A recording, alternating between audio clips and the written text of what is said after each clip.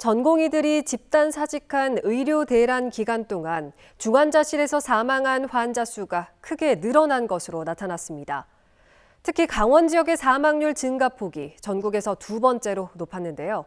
전공의는 돌아오지 않고 있고 정부의 공보위 차출로 지역의 의료 공백은 더 커지고 있습니다. 유주성 기자입니다. 지난 2월 전공의들이 집단 사직한 이후 강원 지역 중환자실에서 사망한 환자 수가 크게 늘어난 것으로 나타났습니다. 지난해 2월부터 5월까지 중환자실에 입원한 환자 4,375명 가운데 547명이 숨졌는데 올해는 같은 기간 입원 환자가 3,942명으로 433명 줄었는데도 사망자는 597명으로 오히려 50명 늘었습니다. 해당 기간 입원자 대비 사망률은 15.1%였습니다. 전국적으로 사망률이 0.4%포인트 오른 데 반해 강원 지역 사망률은 2.6%포인트 늘어 전국 평균보다 6배 이상 높았습니다. 다른 지역과 비교해도 2.8%포인트 상승한 세종 다음으로 상승폭이 컸습니다.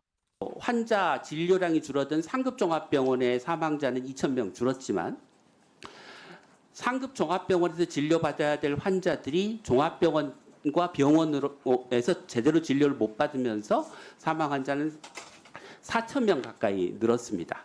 기온이나 감염병 유행 등 다른 요인도 작용했을 수 있지만 중환자실 의료 인력이 줄면서 치료받아야 할 환자들이 제대로 치료받지 못한 것으로 추정됩니다.